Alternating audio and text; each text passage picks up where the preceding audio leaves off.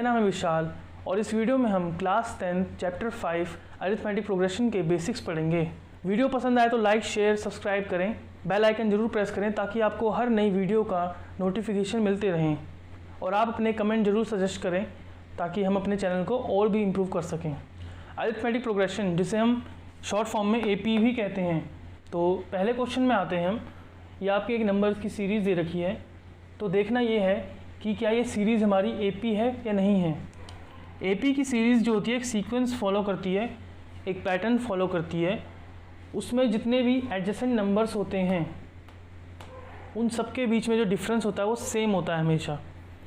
मतलब कि जितने भी एडजेसेंट नंबर हैं, एडजेसेंट मतलब जो साथ साथ में नंबर हैं, 3, 5 दोनों के दोनों साथ में हैं, 5, 7 दोनों के दोनों एडजेसेंट हैं मतलब कि साथ में हैं, 7, 9 एडजेसेंट हैं, 9, 11 एडजेसेंट हैं। तो जितने भी एडजेसेंट नंबर हैं अगर इनके बीच का डिफरेंस सब में सेम है तो हम बोल सकते हैं कि वो सीरीज़ हमारी AP की सीरीज़ है। 5 और 3 के बीच में डिफरेंस कितना है?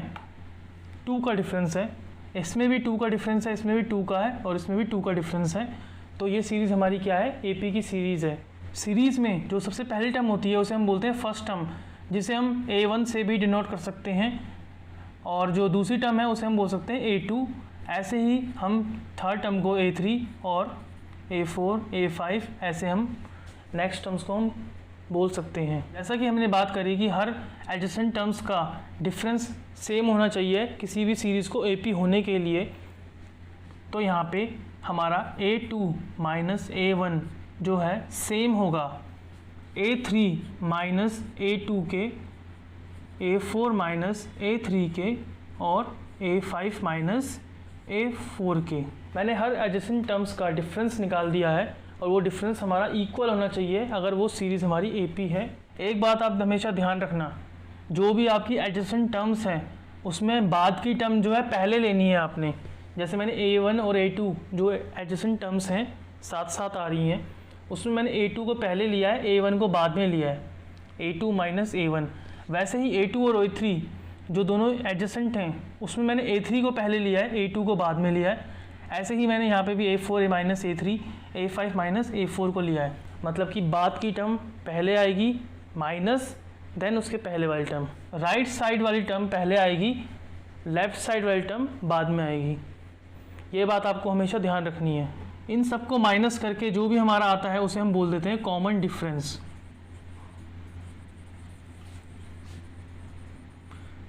इसे हम D से भी डिनोट करते हैं। अब इस क्वेश्चन में D को निकालने के लिए मैं कोई सा भी फॉर्मूला इस्तेमाल कर सकता हूँ। मैं कह सकता हूँ कि A2 minus A1 is equal to जो है हमारा वो D होगा और उसकी वैल्यू क्या होगी? 5 माइनस 3 मतलब कि 2। D की वैल्यू 2 हो गई है हमारी इस सीरीज़ के लिए। और आप देख सकते हैं D की वैल्यू मैं इस वाले फॉर्मूले से भी निकाल सकता हूँ, A3 माइनस A2 जो कि हमारा है 7 माइनस 5 और इसकी वैल्यू भी हमारी यहाँ पे 2 ही आ रही है। तो हर केस में हमारी D की वैल्यू 2 ही आ रही है, इसीलिए मैं बोल सकता हूँ ये सीरीज़ हमारी AP है। तो नेक्स्ट क्वेश्चन में आते हैं। ये आपकी सीरीज़ दे रखी है और यहाँ पे आपको एक ब्लैंक दे रखा है जिसे आपने फाइंड करना है। मतलब कि first term, second term, third term, fourth term, आपको फोर्थ टर्म जो है वो निकालनी है और आपको कॉमन डिफरेंस निकालना है।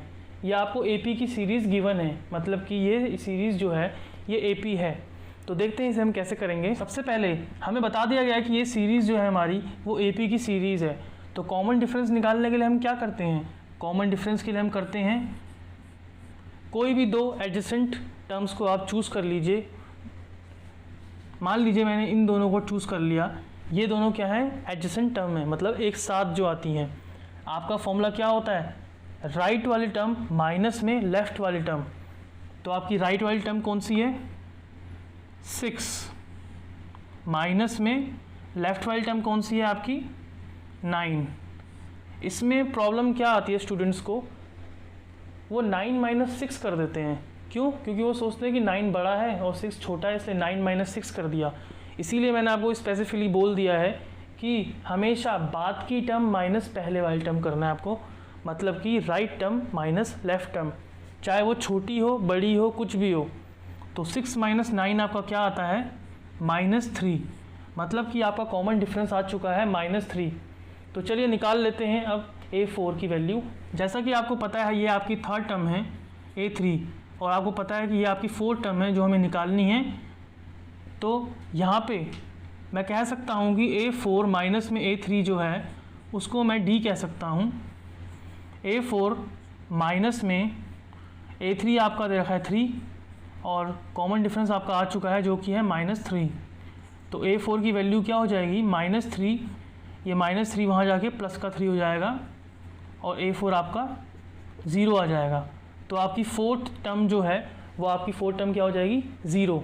तो इस क्वेश्चन से आपको पता चलता है कि D की वैल्यू नेगेटिव भी हो सकती है। Check the series. तो हमें इस सीरीज़ को चेक करना है कि ये सीरीज़ AP है या नहीं है। तो देखिए कैसे हम चेक करेंगे। तो जैसे कि हमने बताया था आपको कॉमन डिफरेंस जो है उसी से पता लगता है कि कोई सीरीज़ AP है या नहीं है।